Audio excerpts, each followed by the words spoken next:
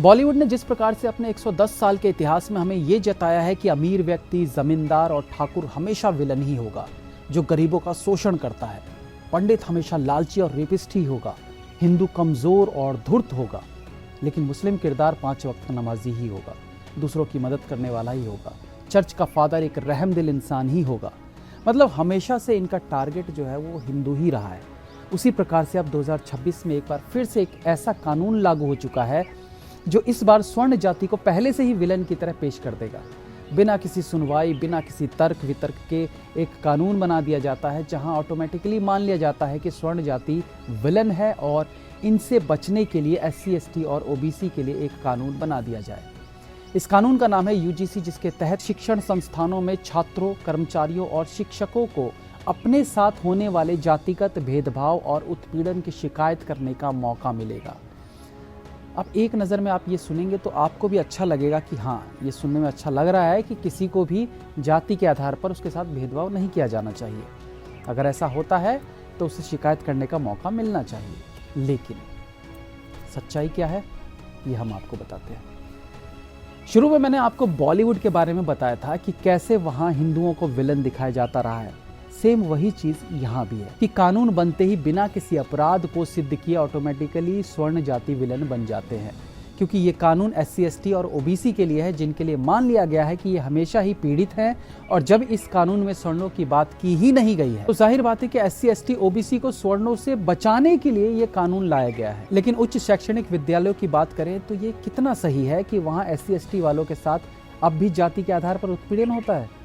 अब ये उत्पीड़न केवल धड़क 2 जैसी फिल्मों में ही रह गया है।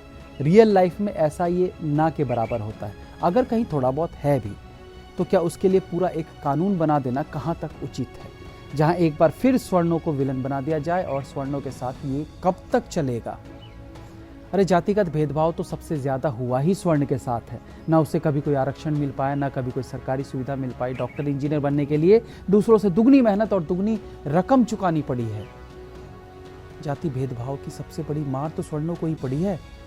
और अब ये एक और कानून SC, ST एक्ट का देश भर में कितना गलत उपयोग किया गया ये किसी से छुपा नहीं है। बेमतलब के झूठे आरोप लगाकर जाने कितने ही निर्दोष स्वर्ण आज भी जेल की सलाखों के पीछे है। SC, ST एक्ट के बाद ना कोई सुनवाई, ना कोई जिरह, सीधे सजा। बॉलीवुड से टॉलीवुड तक SC, ST को लेकर तमाम फिल्में बनती रही हैं जहां उनके शोषण को मुद्दा बनाकर दिखाया जाता रहा है। लेकिन क्या कभी स्वर्णों को लेकर पॉजिटिव फिल्में बनी हैं? हमेशा उन्हें दुराचारी, खलनायक की तरह दिखाया जाता रहा है। अब इस कानून के तहत एक बार फिर से स्वर्णों को कानूनी दांवपेच में फंसाने की एक और शुरुआत हो चुकी है।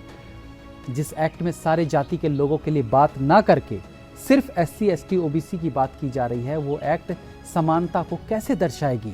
समानता की बात होती है तो स्वर्ण भी तो उसमें आने चाहिए ना। समानता का अधिकार तो स्वर्णों को भी है ना।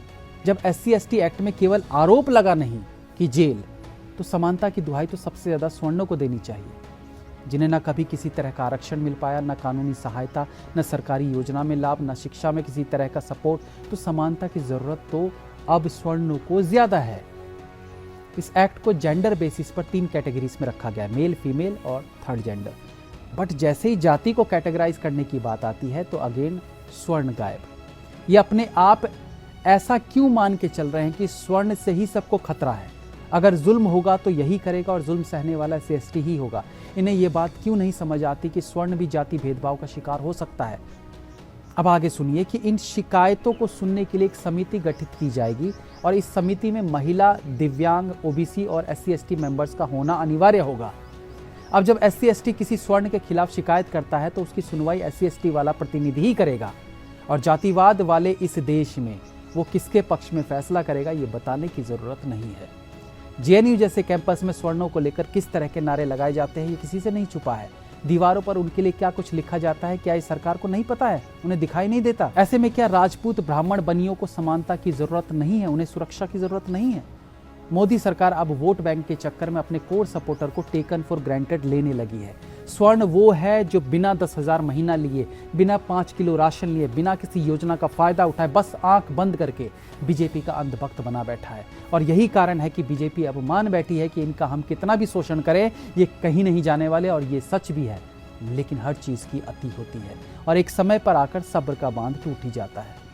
और अब इस कानून के बाद यकीन मानिए सब्र का वो बांध टूट चुका है। अगर ये कानून नहीं हटाया गया तो आने वाले समय में बीजेपी को ये समझ आएगा कि किसी को भी टेकन फॉर ग्रांटेड लेना कितना महंगा पड़ सकता है। SC/ST एक्ट के तहत झूठे केसेस में फंसे लोगों की लंबी लिस्ट है। विष्णु तिवारी नाम के एक ब्राह्मण व्यक्ति का मामला खूब चर्चा में रहा था। ललितपुर गांव के निवासी तिवारी पर भारतीय दंड संहिता IPC के तहत बलात्कार, यौन शोषण और आपराधिक धमकी तथा अनुसूचित जाति, अनुसूचित जनजाति अत्याचार निवारण अधिनियम के अन्य धाराओं के तहत मामला दर्ज किया गया था, जब उनके गांव से 30 किलोमीटर दूर स्थित सिलावन गांव की एक महिला ने उन पर बलात्कार का आरोप लगाया था। निचली अदालत ने उन्हें दोषी पाया और वर्ष 2000 में उन्हें 23 वर्ष की आयु में आजीवन कारावास की सजा सुनाई गई। जेल में बिताए 20 वर्षों के दौरान तिवारी ने अपने सभी परिवार के सदस्यों को खो दिया था। बिहार के अररिया में विनोद राजक नाम के एक दलित व्यक्ति ने एक ब्राह्मण परिवार के सदस्यों को धमकाया और परेशान किया। इस मामले में ब्राह्मण परिवार के 4 सदस्यों पर दलित व्यक्ति पर हमला करने, उसके परिवार की महिलाओं के साथ छेड़छाड़ करने और अन्य अपराधों के लिए अनुसूचित जाति, अनुसूचित जनजाति अधिनियम के तहत मामला दर्ज किया गया है। दोनों परिवारों के बीच कहासुनी हुई थी, जिसके बाद विनोद नाम के दलित व्यक्ति ने ईंट से अपना सिर फोड़ लिया और धमकी दी कि वो ब्राह्मण परिवार को अनुसूचित जाति, अनुसूचित जनजाति अधिनियम के तहत फंसा देगा। ब्राह्मण परिवार का कहना था कि दलित व्यक्ति द्वारा खुद को चोट पहुंचाने और उन पर झूठे मुकदमे दर्ज कराने की धमकी देने का वीडियो सबूत के तौर पर पेश करने के बावजूद पुलिस ब्राह्मण परिवार को परेशान कर रही थी। इसी व्यक्ति ने 3 साल पहले भी इसी तरह का मामला दर्ज कराया था। वीडियो में दलित व्यक्ति खुद को पीटते हुए और ब्राह्मण परिवार के खिलाफ मामला दर्ज कराने के लिए पुलिस स्टेशन की ओर भागते हुए दिख रहा है। एक ऐसा ही अन्य मामला 23 मार्च 2021 को सामने आया, जिसमें SC/ST जनजाति समुदाय के एक शिक्षक पर एक महिला को धमकी देने का आरोप लगाया गया कि अगर उसने छेड़छाड़ का जो विरोध किया तो उसके खिलाफ अधिनियम के तहत फर्जी मामला दर्ज किया जाएगा। ये घटना उत्तर प्रदेश के प्रतापगढ़ जिले के मनिकपुर पुलिस थाना क्षेत्र के समसपुर सलवारा गांव में घटी थी। तो ऐसे केसेस की लंबी फहरिस्त है जहां SC/ST एक्ट का गलत उपयोग किया गया। अब ऐसे में शिक्षण संस्थानों में भी जब यही सब होने लगेगा तो वहां विद्यार्थी पढ़ाई करेगा या इन्हीं मामलों में उलझकर अपनी पढ़ाई चौपट करेगा। ये कानून स्वर्णों को घटना से पहले ही दोषी बनाने का काम कर रही है। जिस प्रकार से SC/ST एक्ट में स्वर्णों को अपनी बेगुनाही साबित करने का कोई मौका नहीं मिलता था, ठीक वैसे ही इसमें भी अगर किसी तरह का गलत आरोप लगाया जाता है तो उसे डिफेंड करने के लिए कोई मौका या तरीका नहीं रखा गया है। एक बार आरोप लगा नहीं कि आप सीधे दोषी मान लिए जाएंगे और आपको सजा दे दी जाएगी। इक्वालिटी होना अच्छी बात है, लेकिन फिर ये सबके साथ होनी चाहिए ना। स्वर्णों को इससे अलग क्यों रखा जाता है? और अलग ही क्या, उन्हें तो उत्पीड़क बना दिया जाता है। ये मान लिया गया है कि जब भी कांड करेगा तो यही करेगा। जब भी किसी निम्न जाति वाले बच्चे के साथ गलत होगा तो वो स्वर्ण का बच्चा ही करेगा। ये सीधे सीधे स्वर्ण समाज के साथ टॉर्चर जैसा है। इससे वो डर के माहौल में पढ़ाई करेगा, ये सोच के कि एक झूठा केस उसकी पढ़ाई लिखाई जीवन सब बर्बाद कर सकता है। ऐसे चलेगा भारत? ये सोचनीय विषय है और सरकार से प्रार्थना है कि इस कानून को लेकर दोबारा से विचार विमर्श करें, क्योंकि सच्चा दोस्त जब दुश्मन बनता है ना तो वो दुश्मनी पूरी निभाता है। तो ऐसा ना हो कि स्वर्ण समाज जो बीजेपी के साथ हर वक्त खड़ा मिला है वो निराश हो जाए, मायूस हो जाए और हमेशा के लिए मुंह मोड़ ले, क्योंकि लाठी को ज्यादा मोड़ोगे तो वो टूट जाती है और कई बार टूटी हुई लाठी तोड़ने वाले को ही लग जाती है। जय हिंद, वंदे मातरम।